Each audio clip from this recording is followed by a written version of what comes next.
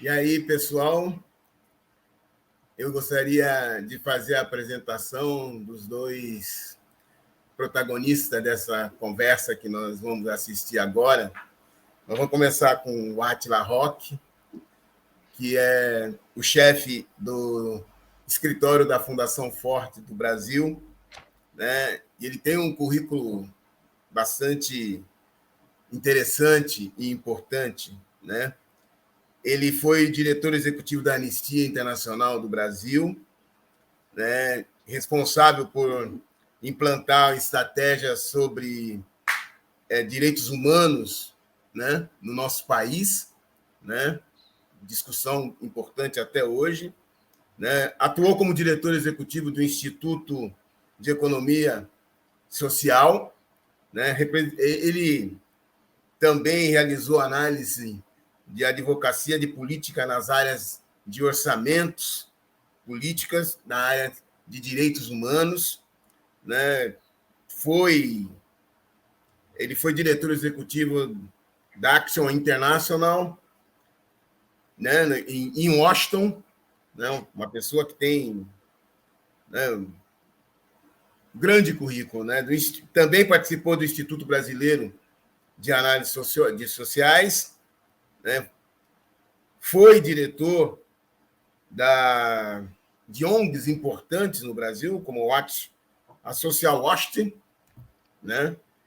Então, e também foi pesquisador visitante do Centro de Pesquisa Afro-Pacífico no Japão, né? País bastante importante hoje aqui no Brasil, principalmente depois da Copa do Mundo, e agora também das Olimpíadas e das Paralimpíadas. E também foi do Instituto Rio Branco, né? Instituto Rio Branco, que é o Ministério das Relações Exteriores, que hoje também tem uma política sobre ação afirmativa para termos mais negros como chanceler do Brasil. E o Átila será entrevistado por uma pessoa que, para mim, é muito importante, né, na minha vida, que é a professora Lília Schwartz, professora sênior da USP, né?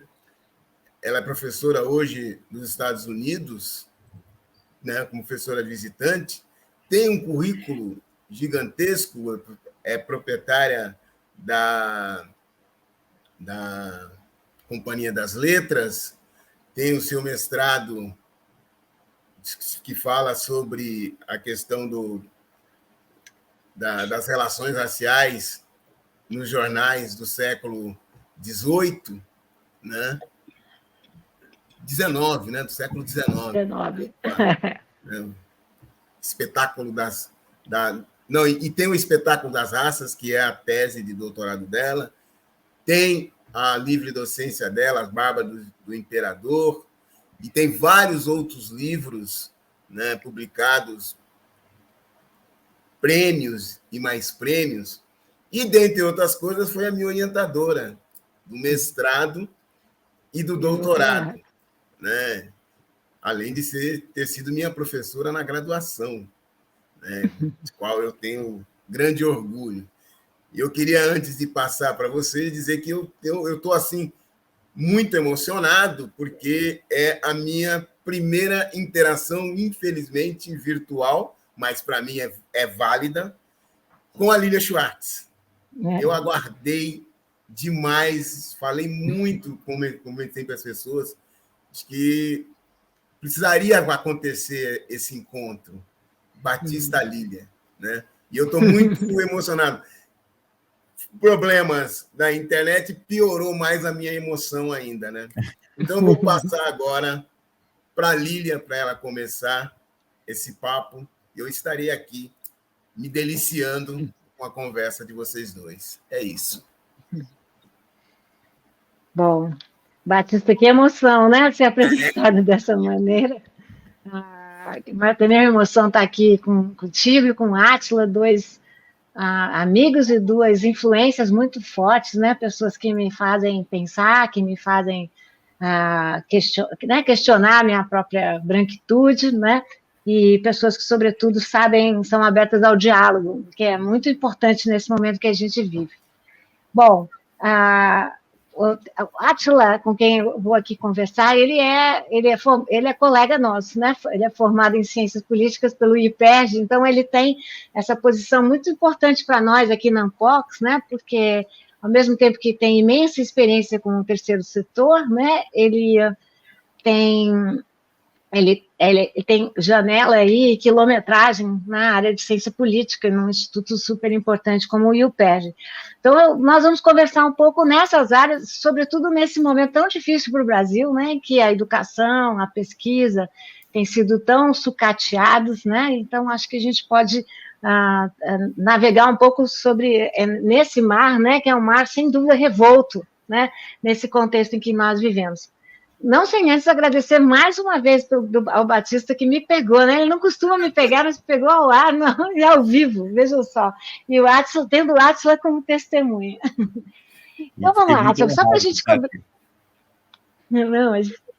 Só para a gente começar, então, eu queria que que você falasse um pouco sobre. Só para a gente, assim, para que todo mundo te conheça ainda melhor, que você começasse falando um pouco dessa sua carreira tão singular, né, e tão importante, né, como uma pessoa da academia, mas que tem essa mesma imensa experiência no terceiro setor, né, essa imensa experiência em regular essas áreas, né, junto à comunidade, não só de ciências humanas, mas de uma maneira geral. Então, eu gostaria que você falasse um pouquinho dessa sua trajetória, e para informar aqueles que estão aqui conosco e não te conhecem tão bem, assim como não conhecem demais as instituições que você representa.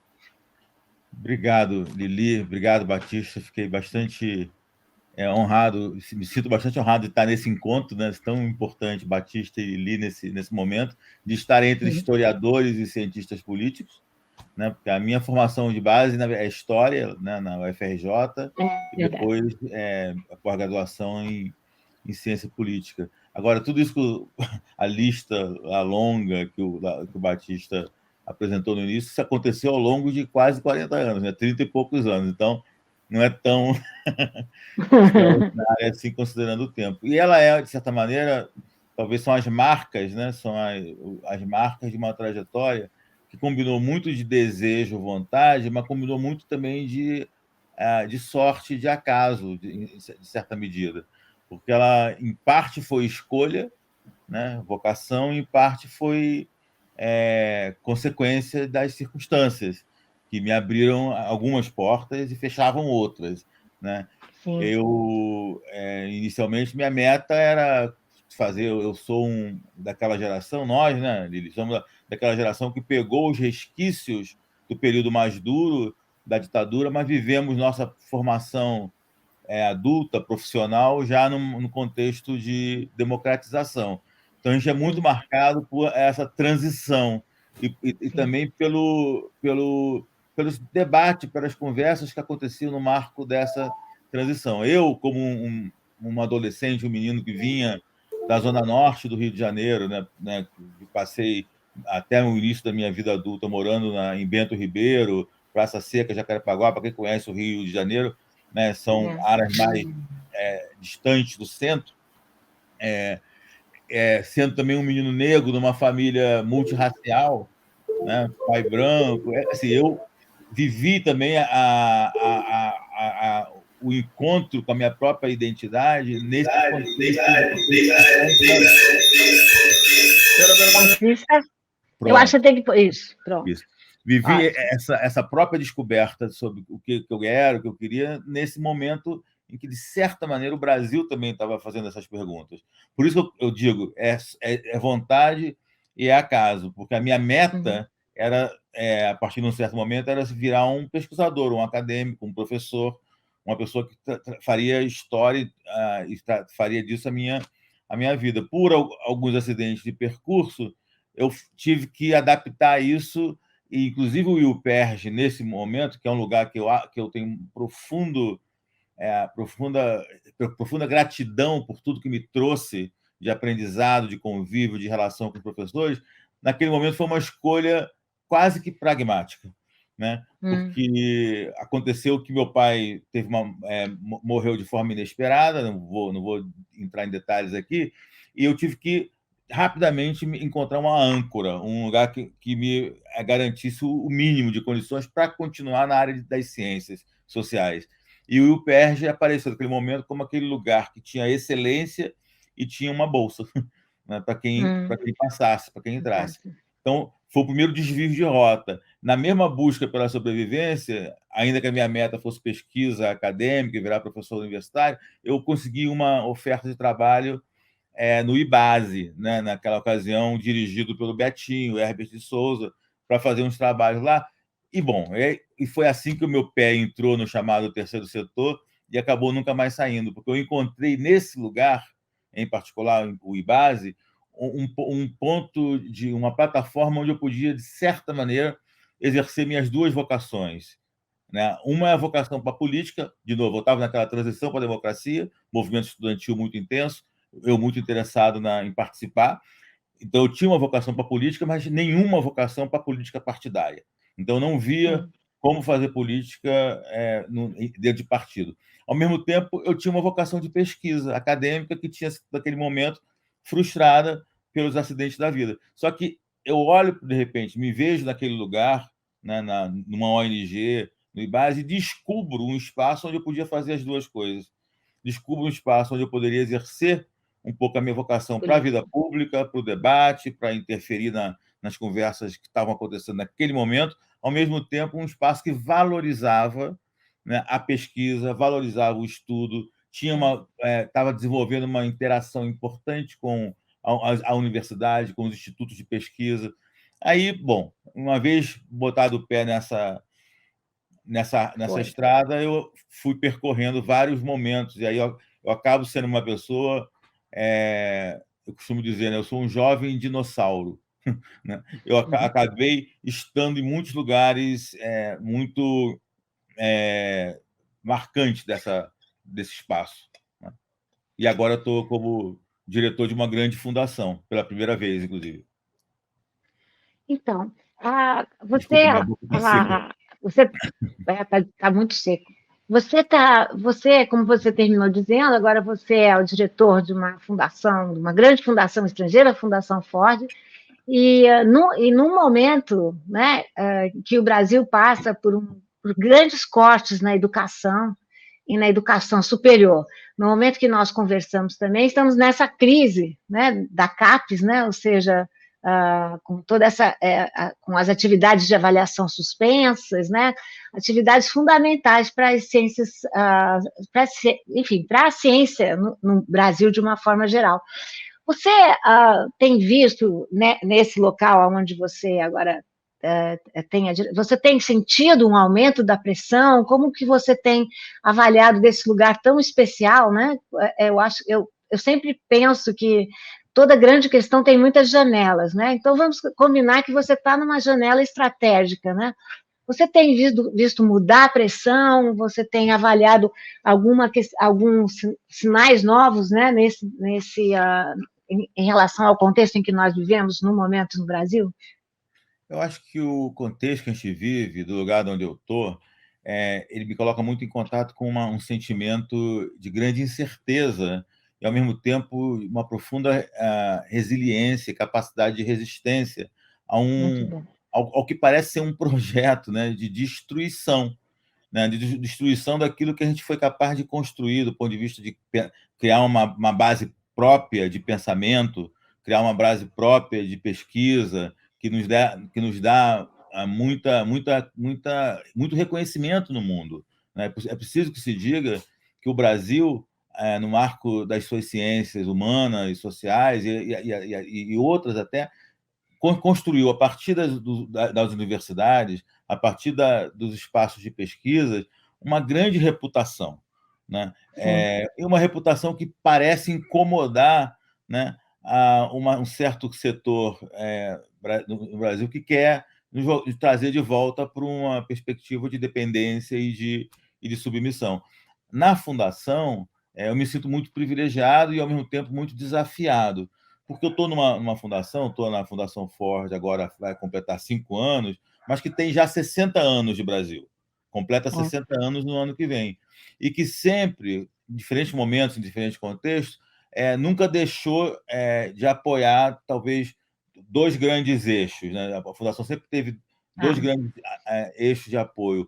Um, a sociedade civil, as organizações da sociedade civil, porque há uma convicção de que, para fortalecer uma agenda da democracia, da igualdade, você precisa que os atores da sociedade tenham condições de participar. Então, claro, às vezes, ao longo, dependendo do período que nós estamos falando, tem mais ênfase num ou no outro tema, numa ou noutra área, mas a dimensão de fortalecimento da sociedade civil sempre foi um eixo forte. E o segundo, e que permanece até hoje, a Fundação sempre se caracterizou por apoio à pesquisa e à formação de centros acadêmicos, né? E muitas vezes sendo uma das primeiras a apoiar certas áreas de estudo. Se você fizer um mapeamento dos grandes centros de pós-graduação ou mesmo de graduação no Brasil, a Fundação esteve presente junto a vários deles. Não fomos os únicos, felizmente, e isso também você não faz sem um apoio efetivo do Estado, né? Porque é preciso sempre sublinhar isso,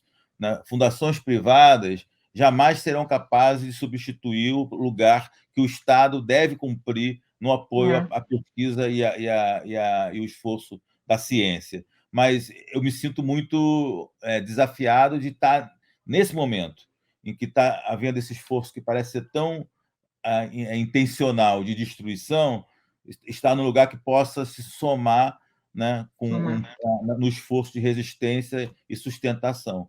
Então, é um pouco assim que eu me vejo nesse momento, junto com meus colegas e com outras organizações, com outros institutos, a ANPOCS, inclusive, nesse esforço de, juntos, insistir na valorização da constituição de um conhecimento brasileiro, de um modo de pensar a partir do Brasil, e com compromisso profundo com a igualdade e com a democracia.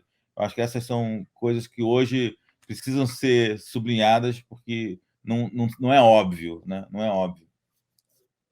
Não, não é. E eu tenho certeza que a presença de uma pessoa como você nesse local é da maior relevância, né? Porque é justamente uma pessoa que sempre refletiu e agiu, como você começou dizendo, que eu achei tão bonito, né? Não, fez sempre política, não política partidária, mas uma política pelo fortalecimento da sociedade civil e, assim, pelo fortalecimento da democracia, né? E até mais nesse momento em que nós vivemos, que boa informação, eu tenho dito, é um ato de resistência no Brasil agora, né? Porque tem tanta má informação. Mas eu quero voltar a um tema que você destacou logo na sua primeira fala, que é dessa geração que conheceu, e o Batista nos acompanha aí, que conheceu a desmontagem da ditadura militar, né, e conheceu esse projeto de redemocratização, digamos assim, uma geração talvez mais esperançosa, né, do que essa geração que vem assistindo a essa desmontagem, né? Tanto que eu fico pensando que a grande pergunta para nós não é tanto como é que as democracias morrem, né, no grande livro, né, que nós todos aqui concordamos com ele, mas como é que a gente mantém vivas as democracias, né? Essa é uma questão fundamental no nosso Brasil. E eu queria te perguntar um pouco, para que você falasse um pouquinho mais dessa transição, porque eu tenho achado que nós, além desse desmanche que você se referiu também, Ashla, nós temos vivido um momento, você que tem esse background como historiador, igualmente, a história nunca foi tão fundamental nesse contexto em que nós vivemos. E acho que você tem razão, há um projeto de desmanche e há um projeto de recontar a nossa história, na minha opinião. E dessa forma de essas batalhas de narrativas em torno da história como nós vivemos, duas questões aparecem de forma muito marcante, e eu gostaria de te ouvir primeiro sobre uma, depois sobre a outra. Eu me refiro à questão da ditadura militar e à questão da escravidão. E não me parece uma coincidência que esses são dois grandes temas muito acionados por Jair Bolsonaro e o seu governo paralelo, né, o seu gabinete paralelo. Primeiro, a ditadura militar. Quer me parecer que temos aí a construção de um modelo de uma história fardada, eu chamo, né? E a construção da ideia de que a democracia não foi um golpe, né? Ou seja, que foi uma revolução fardada, né? Muito impressionante como, nesses momentos, né, governos autoritários namoram com a ditadura militar. Então, antes de falar de escravidão, eu queria que você refletisse um pouco conosco de como que você vê esse projeto de releitura da história, que passa pela eleição de um passado fardado, mas também para a eleição dos militares como espécie de fiéis à balança da nossa democracia, né? O que com certeza não são. Então, queria primeiro te ouvir falar sobre isso, depois vamos entrar na questão da escravidão, da discussão racial, que é tão importante para Ford, e branquitude, com certeza. Você fala história fardada, aí me ocorre a ideia da história fraudada também, né? Que, de certa forma, é o que está tentando nos empurrar. Eu acho que isso de ter vivido e me formado profissionalmente como profissional e como pessoa nesse momento, né, de transição, ele nos permite uma certa perspectiva, talvez, em relação ao que está acontecendo agora. Porque se você focar só no agora, só no momento, é muito desesperador tudo que a gente está ouvindo e vivendo, né? Sobretudo para quem conseguiu se manter numa distância crítica. Quando eu olho para trás e penso o que foi ser um adolescente na década de 70, por exemplo, um adolescente da Zona Norte que transitava o tempo todo para a Zona Sul para conseguir fazer algumas coisas, e nesse caminho encontrava de diferentes maneiras o poder do Estado autoritário, né? Eu me deparava com o Estado autoritário quando, por exemplo, vivia com medo de ser pego pela polícia do Exército, porque a garotada naquela altura da Zona Norte adorava usar um casaquinho do Exército, tinha uma moda, né, que era meio dos hippies americanos, de picotar os casacos, botar uns adesivos, meio para desafiar, né? E o meu medo, eu morava em Bento Ribeiro, perto de Marechal Hermes Deodoro, onde tinha a Vila Militar, era me deparar com o policiamento da PE, da Polícia do Exército. Isso nunca aconteceu, eu acabei escapando disso, mas não escapei de um outro braço do autoritarismo naquela altura, que permanece vivo hoje, que era o braço da polícia, da polícia que nos trata sempre como elemento suspeito, né? Da gente, eu digo, jovens negros, sobretudo, que eu era naquela altura, né? Continuo negro, já não sou tão jovem. Então, nessa transição, eu me deparava, meu primeiro encontro, inclusive com o medo e com a opressão da ditadura, não foi intelectual, não foi através de uma militância partidária ou política, não foi porque minha família tivesse grande militância política, porque não tinha. Era meio esse sentimento difuso na juventude de se encontrar, de ter um encontro infeliz com as forças do autoritarismo. Mas, apesar disso, e aí acho que é o interessante que eu trago para hoje, a gente conseguia manter um olhar no futuro. Tinha alguma coisa naquele tempo, e sobretudo depois na década de 80, que nos fazia enxergar, se ver no futuro em outro lugar. E talvez, só para voltar à sua pergunta sobre a ditadura e a tentativa de fraudar a história que nós estamos encontrando agora, talvez o grande dilema que o Brasil vive e viveu ao longo da transição foi não ter sido capaz, efetivamente, de contar uma história integral do que foi a ditadura. E isso não significa ser, por princípio, antimilitar ou pró-militar. No Estado moderno, as Forças Armadas, os militares têm um lugar, têm um papel e que merece ser reconhecido e até valorizado. Agora, o problema é que, em países como o nosso, em que os militares e as forças que detêm monopólio das armas foram instrumentalizadas para um projeto político, né? Se você não conta essa história de forma devida, e o Brasil nunca contou, né, a gente está sempre sujeito ao que a gente está vivendo agora, que é uma recuperação fantasiosa desse papel, né? Então, nós nunca tivemos, como outros países da América Latina viveram, ou mesmo fora do Brasil, como a África do Sul, um trabalho de reconhecimento e resgate da história, dos fatos e dos horrores, né? E dos horrores da ditadura, da violência e da brutalidade, e muito menos de atribuição de justiça, né? de responsabilidade, né? Àqueles que tiveram naquele momento esse poder.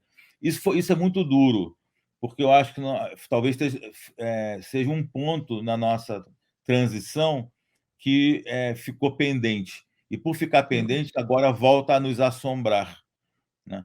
Porque a geração que veio depois da nossa, ela não conviveu cotidianamente com esse medo, com esse risco, né? Parecia que isso era uma coisa do passado, mas continuou sujeita à fantasia sobre o papel desse militar, a negação da sua responsabilização.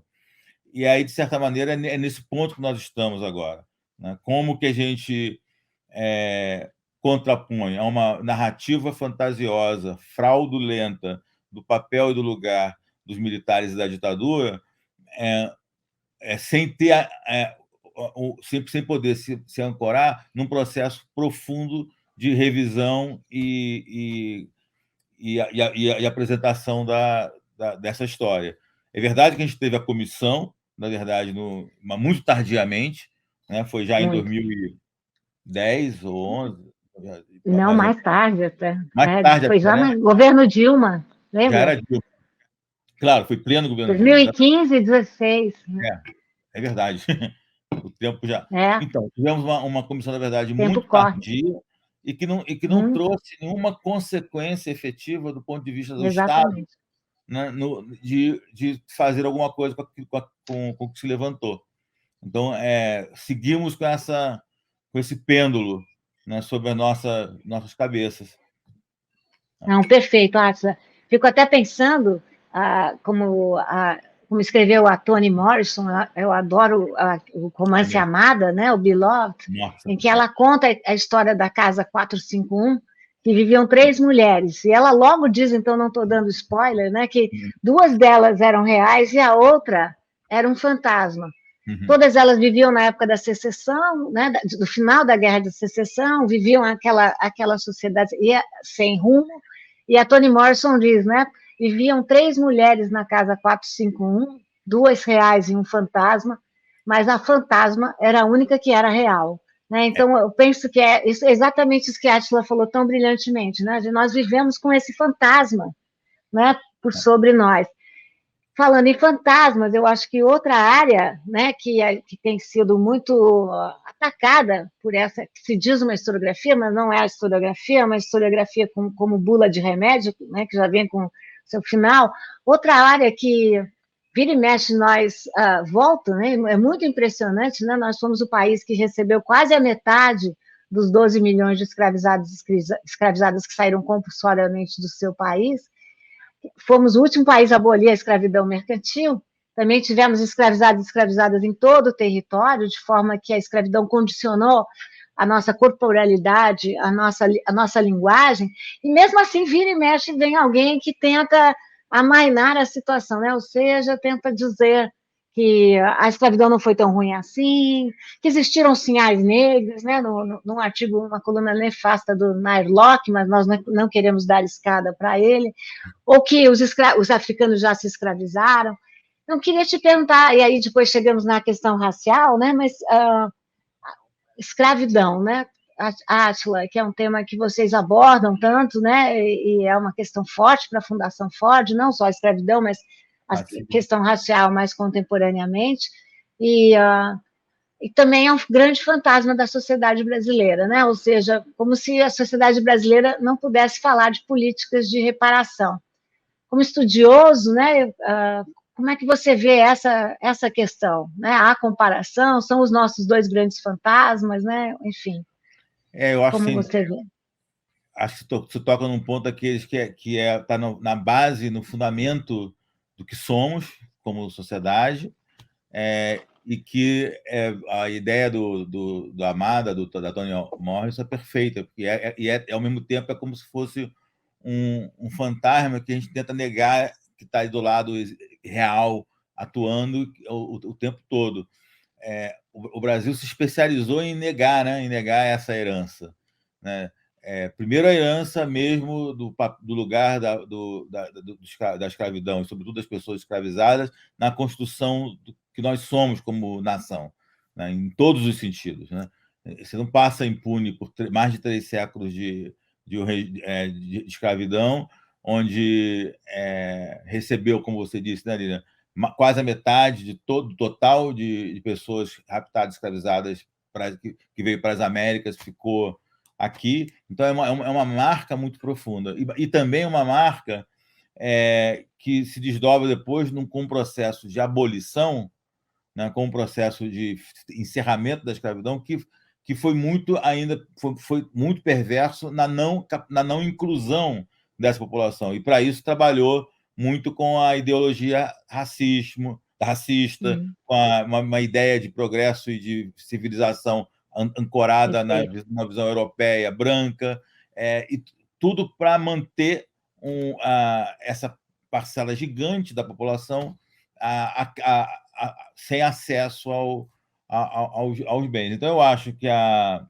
esse silenciamento, né, que historicamente o Brasil viveu, primeiro em relação à escravidão, mas, sobretudo, sobre as consequências decorrentes do racismo e da política de branqueamento que nós passamos, é muito perverso, porque a gente está negando a oportunidade, a gente está negando à sociedade brasileira um aprendizado crítico sobre aquilo que nos estrutura. Por exemplo, foi na escravidão que a gente aprendeu a ser desigual, né? Foi através do escravismo e do processo de abolição que a gente foi ensinado, né, na desigualdade, a achar que uns têm mais do que mais reconhecimento e valor do que outros, né? Então, isso é uma coisa. Também foi na escravidão e no pós-escravidão que a gente foi educado na violência, né? A ideia de que o Brasil era um país não racista, não violento, é uma quimera, assim, porque a violência sempre esteve profundamente presente na constituição da ordem social brasileira. E uma violência tremendamente seletiva, né? Que se aprimorou no martírio do corpo negro, né? Que permanece também até hoje. Então, esses dois componentes, para ficar nesses dois apenas, a questão, a vocação para a desigualdade, o aprendizado da desigualdade, né, e o aprendizado da violência, ele acabou ficando secundarizado no momento em que a gente começou a pensar a construção de uma nação, de um Estado independente, e depois, posteriormente, na própria transição da ditadura para a democracia. Então, assim, é importante a gente sublinhar isso nesse momento, porque o que nós também assistimos ao longo dos últimos 30, 40 anos foi uma capacidade impressionante, bastante importante, de resistência e resiliência a partir dos movimentos negros, a partir da juventude das periferias, a partir das mulheres em particular, de não aceitar mais esse silenciamento. E, mais do que isso, de provocar o restante da sociedade, né? Sobretudo aquela parte branca da sociedade, de que esse problema é de todos, de todas nós. E que cada um precisa olhar para o seu lugar de privilégio, que lugar você tem nessa equação, e a partir daí atuar. Então, assim, poucos temas talvez sejam mais relevantes hoje do que pensar o lugar do racismo na organização das relações de forma integral no Brasil, e o peso, a dívida histórica que a gente tem por ter carregado por quase 4 séculos a escravidão como a forma principal de organização, de formação do país. Átila, também concordo totalmente contigo, e é muito duro que a gente esteja vivendo esse né, ou seja, a certeza de que só fazemos parte do estruturalismo, do racismo estrutural e institucional, ao mesmo tempo que temos esse governo tão autoritário que sistematicamente mina a memória das pessoas, né? Fico pensando agora que temos o que acontece na Fundação Palmares, né? uma fundação que devia ser dedicada à memória da população brasileira afrodescendente, tem se dedicado ao esquecimento, né? Como diz o Walter Benjamin, em situações autoritárias, situações de genocídio, nem os mortos deixam de correr perigo, né? Então, acho que estão correndo perigo de uma forma muito grande. Mas você é sempre uma pessoa muito bonita, como você responde, né? Sempre falando das perdas, mas sempre falando da resiliência, né? Da resistência, né? Temas tão relevantes. E eu li uma bela coluna sua no Nexo sobre Durban, né? E chamando atenção como com a reunião de Durban, que a questão racial entra na pauta mundial, né? De uma forma muito forte e evidente. Você também atua na Fundação Ford, que, por mais que, né, que tenha uma atenção muito grande ao tema, à questão racial, e não à toa, 56,4% da nossa população se define como preta ou parda, né, que são os termos utilizados pelo IBGE. Então, eu queria te perguntar duas coisas. Se, de fato, passado esse tempo de Durban, né, você acha que a pauta da questão racial entrou para valer, né, no mundo e na sociedade brasileira, e passados tantos anos, né, se isso continua igual, ou como você tem sentido essa movimentação na sociedade brasileira nesse contexto, né, de tanto negacionismo e tanto autoritarismo, e é impressionante que o negacionismo não é só da ciência, mas tanto negacionismo em relação à questão racial propriamente dita. Né?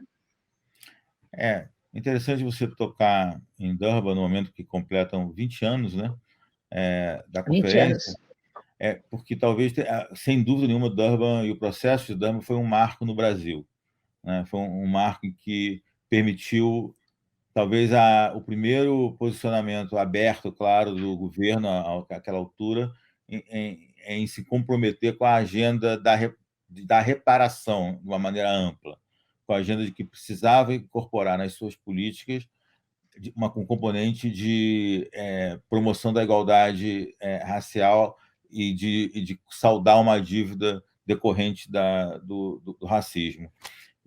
Àquela altura foi muito, muito importante o papel das mulheres negras, em particular, dos movimentos de mulheres negras e do movimento negro, porque foi quem puxou, né, essa agenda para a pauta pública.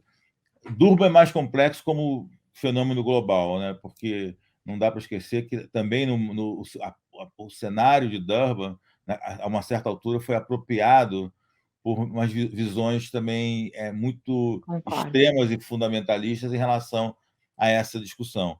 E aí experimentamos, naquela altura, também forças que promoveram o antissemitismo, atacaram de forma indiscriminada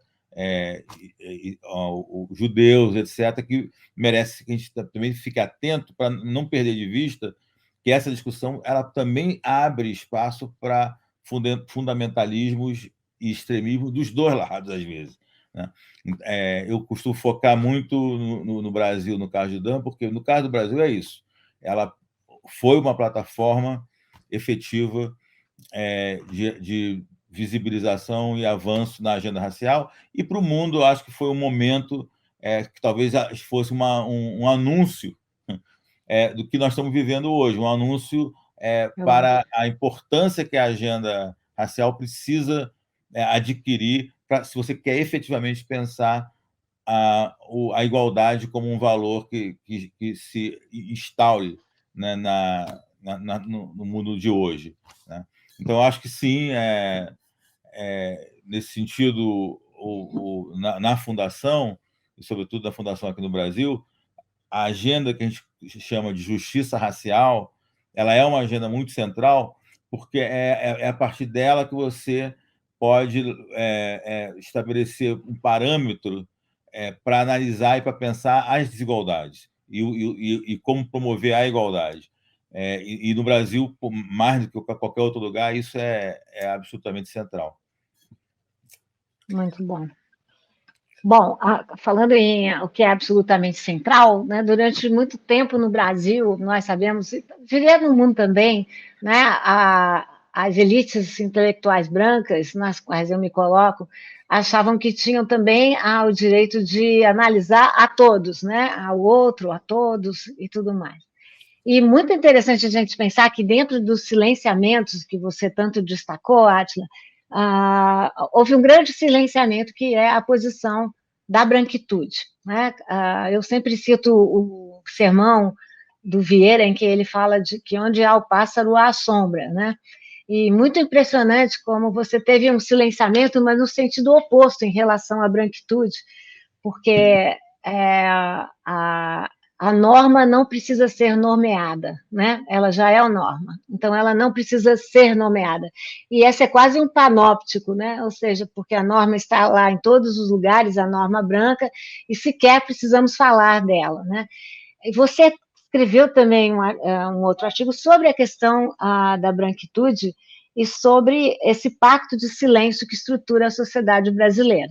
Né? O pacto de silêncio é em relação ao apagamento da escravidão e da memória e dos processos de resistência e de resiliência negras, mas há também um pacto de silêncio com relação à branquitude, né? E ao lugar que ela ocupa, né? Então, eu gostaria que você falasse um pouco sobre isso. E reforçar para o Batista que, se ele quiser participar aqui da conversa, por favor. Por favor, Batista. Eu estou aqui só ouvindo e, por enquanto, eu quero falar, mas você já está colocando o que eu estou pensando. Tá bom. Mas, por favor, interrompa, vá. Estamos aqui. Essa fala sua me remete àquilo que a gente falava no início sobre como é que você conta a história, né? As narrativas, como é que você constrói os mitos de origem e de continuidade de uma comunidade. E, no nosso caso, a construção dessa história sempre omitiu, né, um fator fundamental, que é o lugar ocupado pelas pessoas percebidas como brancas, né, e detentoras de de um certo marco de direitos, né, nessa sociedade tão profundamente desigual, né, nessa sociedade tão profundamente violenta, né? E a negação a negação que nós chamamos de negação e silenciamento da questão racial, ela tem talvez no seu principal fator na ocultação da branquitude, na ocultação do lugar de privilégio da branquitude, porque essa branquitude foi naturalizada, é como se aquela fosse o normal, né? Então não precisa ser mencionado, não precisa ser discutido, né? Por quê? Né? Afinal de contas, aquilo representa o humano, aquilo representa a humanidade. Todo o resto tem que caminhar, de alguma forma ou de outra, para se aproximar daquele ideal de humano, de humanidade, que é o que nos é apresentado como ideal de beleza, ideal de inteligência, ideal de sucesso, ideal de mérito, etc, etc, etc. Então, a não nomeação e a ocultação dessa dimensão do lugar da branquitude na estrutura do privilégio, ela é, na verdade, uma maneira bastante ativa de manutenção desse privilégio, de fortalecimento desse protagonismo. Por isso que eu acho que isso é uma coisa muito importante que vem acontecendo no nosso debate público nesses últimos tempos, é você trazer para a cena da conversa as pessoas brancas também, com um convite para que pensem a partir desse lugar. Isso produz, eu acho que é necessário que produza, um grande desconforto, né? Mas é um desconforto essencial, um desconforto que precisa ser celebrado por todas e todos nós, brancos, pretos, amarelos, indígenas, o que seja, que acreditamos na igualdade no meio da diversidade, né? Nós temos que sentir esse desconforto, assim como nós, como os negros, né, como a população negra, sente um outro tipo de desconforto. É preciso trazer a população branca para essa conversa. Eu acho que isso começa a acontecer de uma maneira ainda muito tímida, mas já está colocado na agenda, e talvez o que a gente começa a enfrentar hoje é uma tentativa de recuo, né? não vamos falar disso, vamos ocultar essa dimensão, mas aí, nesse ponto, eu sou talvez bastante esperançoso. Né? Você sabe, né, Lília, que eu gosto de falar que sou esperançoso, não necessariamente otimista, mas eu sou esperançoso porque eu acho que não vai dar para colocar essa conversa de volta no armário. Né? Se tentarmos fazer isso, se tentarmos reprimir a possibilidade dessa conversa progredir, a consequência pode ser muito dura para a sociedade. Será um custo muito alto de ter que ampliar muito a violência que já está num patamar insuportável. Né? Já não é sustentável. Então, eu acho muito difícil que você jogue isso de volta para debaixo do tapete. Portanto, assim, pessoas como você e muitas outras que têm tido um papel importantíssimo em trazer essa agenda para o universo não negro, para assumir essa bandeira como uma causa de igualdade, são absolutamente essenciais, porque é quem vai permitir que você desnaturalize aquele lugar protegido de privilégio em que a branquitude sempre se ocultou. Né? Sempre se ocultou, tanto para não atuar no sentido da mudança, como também para não ter os seus privilégios questionados. Então, acho que isso hoje talvez seja um dos temas mais importantes para todas nós. Eu concordo totalmente. Lília, né? Então, por favor. Vou dar minha contribuição disso que o Roque falou. Tão importante essa questão da questão de você ter que os brancos assumam isso, porque hoje nós estamos na seguinte exposição: nós temos negros que estão atacando o movimento negro para defender a branquitude. Então, você já está notando, e isso é bom, né? Porque a gente sempre pensou que a questão negra era uma coisa, um bloco só, que todos nós pensávamos a mesma coisa e todos nós queríamos a mesma coisa, e havia um outro bloco. E hoje a gente está vendo que não é assim. Né? Então, você tem negros que é interessantíssimo. A discussão deles é contra o negro, contra o movimento negro. Não é contra a população negra. Né? E eles batem duro nisso. Né? E aí eu achei muito importante isso que você fala. Uma vez, no Movimento Negro Unificado, eu falei para eles, olha, a gente precisa pensar um projeto do Brasil, e esse projeto do Brasil tem que incluir os brancos, né? Porque o Brasil não vai ser negro. O Brasil não é um país de uma única coisa. Né? E hoje a gente está pensando, e é uma discussão longo tempo isso, é uma discussão que vai demorar, mas eu acho que foi um grande avanço de surgir esses negros que mostram que existe uma outra posição negra, que é contra o movimento negro. Eu acho que, Batista, isso que você está falando é tão importante, porque me ajuda a pensar, quando eu, por exemplo, sempre que me perguntam por que eu tenho esperança, onde está o futuro, eu costumo dizer que, assim, que eu focalizo muito em alguns portadores de futuro. Né? Eu gosto de me alimentar observando como esses portadores de futuro estão atuando. Eu costumo listar, pelo menos, sempre 3 desses portadores. Um eu chamo das juventudes da periferia, das juventudes que estão atuando nesse marco, periferia, favelas, etc., povos indígenas, né? E mulheres negras, em particular. Mas, quando eu falo da juventude da periferia, tem muito a ver com esse ponto que você está trazendo, que é o quanto nós precisamos recusar uma certa um certo achatamento de percepção sobre o que são os negros e sobre o que são os brancos. Né? Nós estamos muito longe de ser uma massa uniforme e absolutamente impenetrável. E o que eu acho que a juventude das periferias, que é majoritariamente negra, mas não é só negra, ela também é pobre, ela também tem outras questões, né?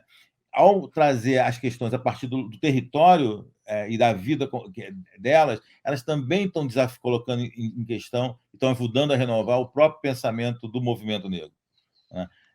Elas estão também trazendo novos temas que muitas vezes nós não soubemos como equacionar.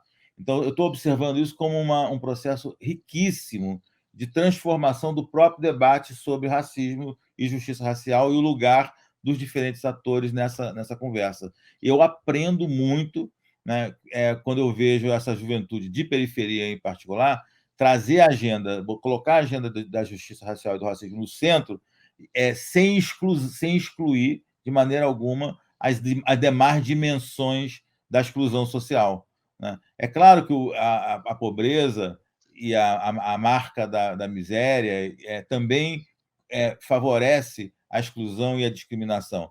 Mas a gente tem que entender que, no Brasil, o aprendizado foi feito no marco do racismo. O aprendizado da violência, o aprendizado da desigualdade foi feito no marco do escravismo e do racismo. Portanto, por isso que é tão central e por isso que também é tão universal. Lutar pela igualdade racial é lutar pela igualdade.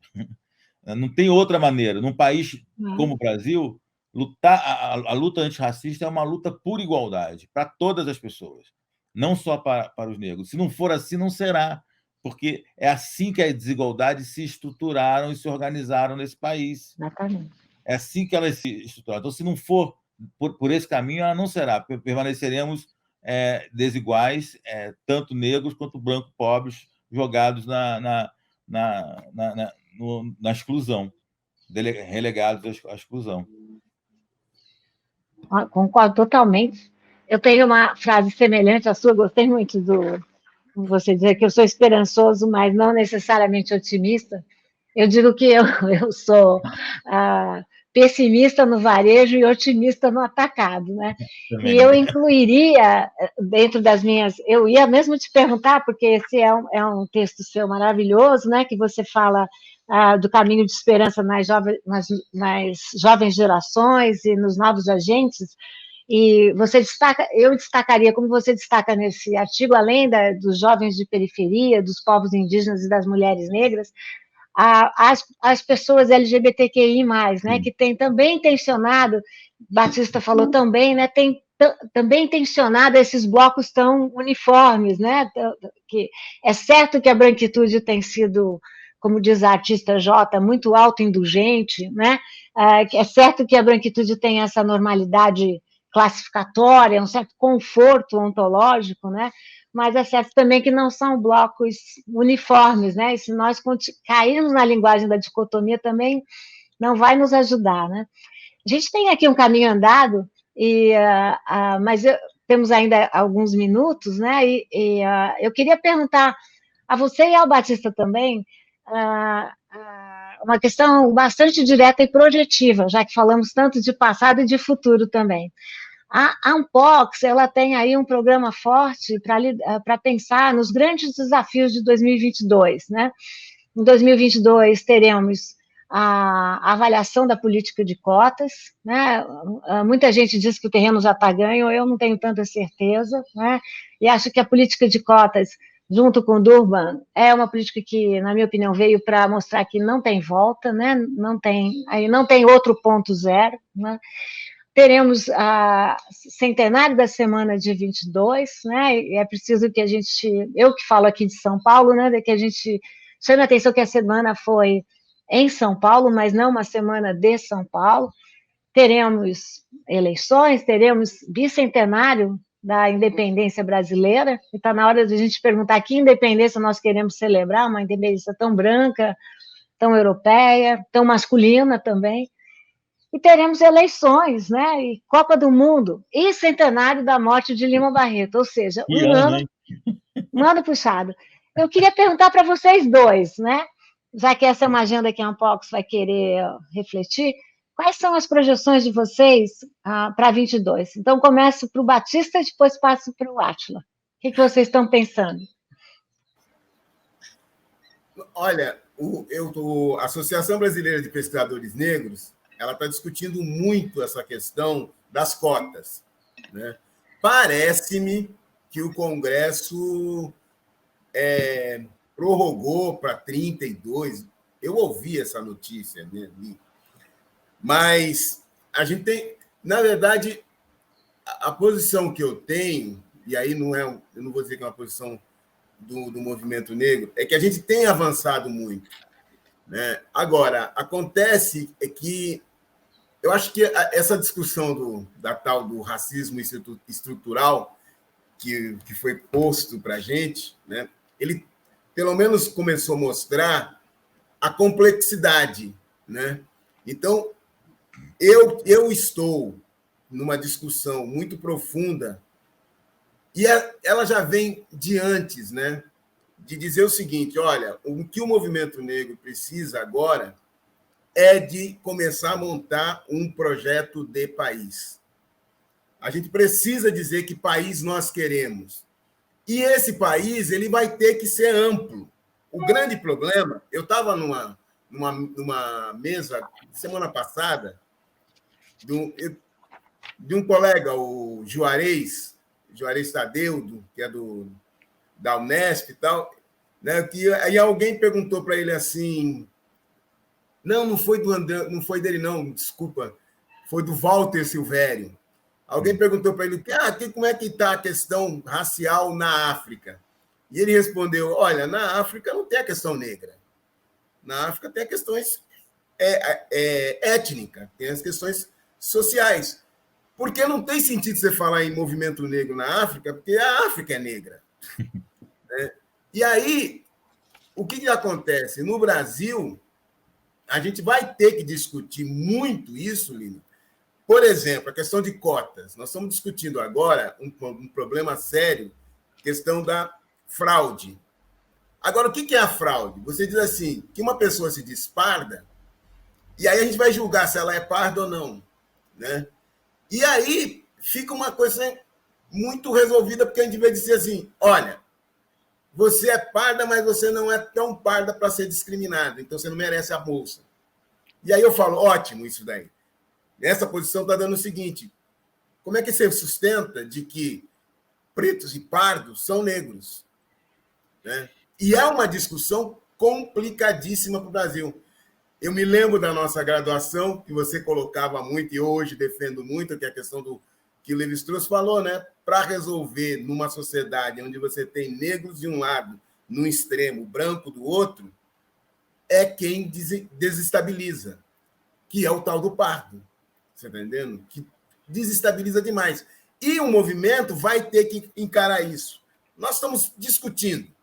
Né? E isso tudo que você falou do ano que vem, de fato, vai ser um ano de briga. A gente vai ter que brigar.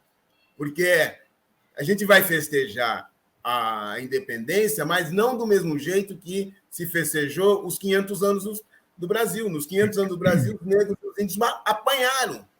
Porque, na verdade, não temos nada para festejar, os índios também não têm, e os brancos tentaram festejar. E vai acontecer a mesma coisa. Mas, para mim dar uma encerrada, porque hoje não sou eu que tenho que dar entrevista, é o Átila, né, que tem que falar. Na minha opinião, a gente está começando a avançar. Agora, de tudo isso que o Átila falou, eu tô pensando muito. Né? O problema do Brasil é que a nossa história parou. Né?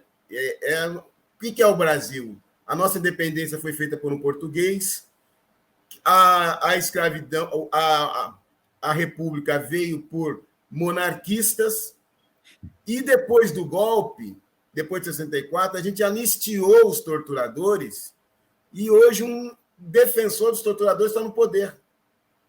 E, infelizmente, quando o PT ganhou, o PT se aliou ao que pior havia na nossa sociedade. Então, quem sabe a gente dê um passo maior nas próximas eleições. Eu também sou meio que pessimista otimista. Eu estou entre Átila e Lilian. Átila, tua vez aqui para fechar. Eu me identifico muito com o que o Batista fala, sobretudo quando ele diz 22, eu acrescentaria, talvez, 22 vai ser o começo disso. Acho que seja qual for o resultado eleitoral, essa será a agenda, em diferentes condições, a depender do resultado, para a gente pensar que país queremos. Né? Eu acho que nós vivemos, nesses últimos 3 anos, um momento de bastante de crise profunda daquele pacto que, bem ou mal, foi colocado de pé na transição, que gerou a Constituição de 88, gerou uma certa democracia, com seus limites, com os seus problemas, mas que nos trouxe até aqui, bem ou mal, né, Batista? Assim, nos proporcionando algumas vitórias, alguns avanços, se você tem como referência a agenda da igualdade, né, e a agenda da democracia. É esse pacto que vem sendo profundamente atacado, né? E defendê-lo não significa também propor que ele não sofra alterações. Eu acho que ele foi atacado de uma maneira quase que mortal, né? Nós não vamos ser capazes de reconstruir o mesmo arco de alianças ou de forças que foi feito lá em 85, né, em 84, que chegou até 88 na Constituição e nos trouxe até agora. Mas vamos ter que buscar muita inspiração naquilo que nos movia naquele momento e atualizá-lo em relação às lutas de agora e fazê-lo avançar. Então, eu acho que vamos viver um momento, sim, de repensar o Brasil e que vai requerer muita reflexão. Daí o papel da ciência, o papel da academia, o papel de valorizar a produção de pensamento. Então, vai muita reflexão e muita ação. E para isso, para a ação ocorrer, você tem que proteger a democracia, tem que proteger a capacidade dos atores continuarem a expressar as suas ideias, tem que fortalecer a sociedade civil. Eu acho que esses dois blocos, pensamento e capacidade de ação cidadã, né, são blocos que vão ser essenciais de ser protegidos no curto prazo para que a gente possa se entregar à tarefa de longo prazo, que é pensar que país queremos, né? Que país queremos construir a partir da trajetória que percorremos até aqui. Onde vamos nos inspirar? No nosso passado autoritário, escravista, violento, ou na promessa, né, de um país novo, criativo, diverso, que estava dado em 85, 88, que a Constituição nos promete.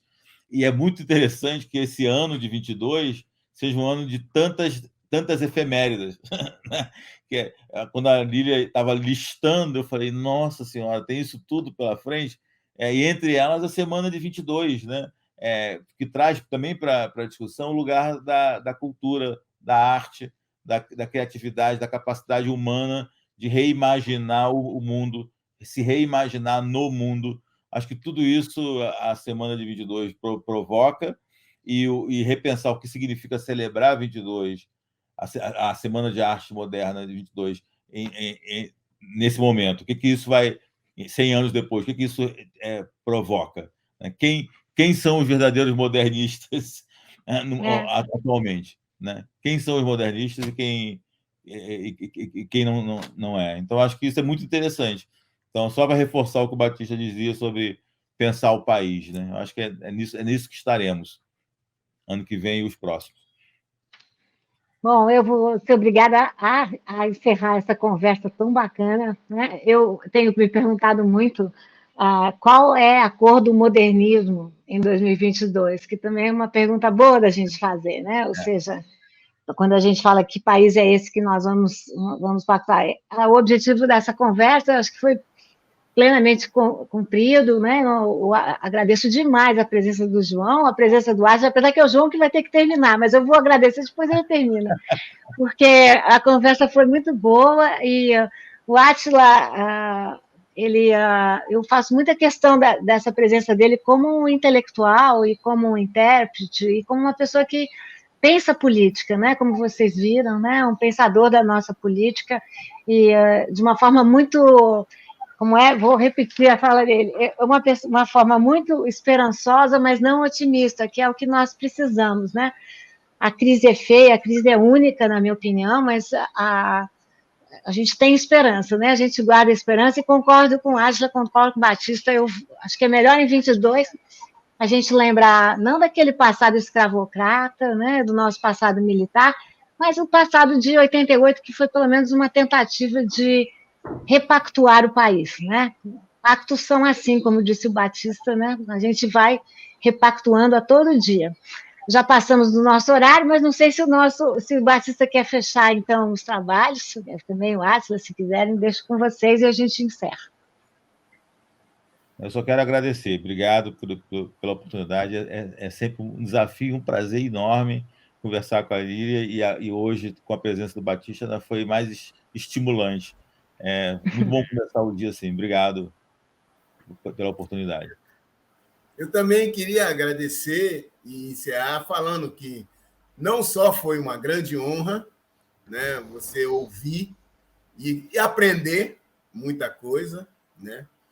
E aquela coisa que eu disse no começo, porque no fundo, é bastante interessante essa coisa de eu sempre pensei, e eu acho que é a primeira vez que eu vou falar isso para a Lília, né? Há uma coisa comigo muito interessante. Eu sou o primeiro da minha família inteira que fez a faculdade, que fez universidade pública e fez o doutorado. Quando eu defendi o doutorado, as minhas irmãs e o meu primo esteve lá. E eu ouvi a seguinte frase do meu primo, falar: Batista, agora eu acredito que você entrou pela universidade por sua capacidade. Porque ele ficou pensando o tempo todo que eu estudei na USP que eu não tinha entrado por minha capacidade, mas que alguma pessoa branca que gostava de teatro tinha conseguido. E eu respondi para ele, eu falei: interessante isso. Agora, o que vai te confirmar que essa pessoa que me colocou aqui também não está me dando de presente um doutorado, né? Porque eu comecei a pensar, falei, mas é uma coisa muito doida isso, né? E no meu bairro, que eu espero que a Lília vá conhecer minha casa, que eu estou construindo lá, né? Começamos agora, eu sou o único com doutorado lá no bairro, né? Uma vez eu estava num bar, eu estava chegando no bar, duas pessoas estavam discutindo, e de repente o cara falou assim: que bom que o Batista chegou. E eu falei: o que aconteceu? É que ele estava discutindo com um advogado. Aí ele falava: você não é doutor. Aí ele falou: Batista, por que ele não é doutor? Você me explicou um dia, eu não sei. Aí eu fiquei sem saber explicar. Então, mas isso é uma coisa que marca na gente, né? E aí, eu fui 2 vezes, eu fui para a USP em banca, e eu sempre falava assim: queria estar com a Lília. E aí, hoje eu estou aqui, Lília. Você não sabe o quanto que isso me traz assim, felicidade. Então é isso, pessoal. Agradeço ao Átila, que eu não conhecia, estou conhecendo agora. E, nossa, valeu a pena. Estou vendo mais um quadro. Então é isso. Muito obrigada. Aí, só encerrando para vocês, o meu computador descobriu o que foi. Uma coisa prosaica. Faltou bateria no meu mouse. E aí ele... Foi isso. Esse é o mundo que a gente vive, né? Gente, muito obrigada, viu? Muito obrigado a vocês. Tchau.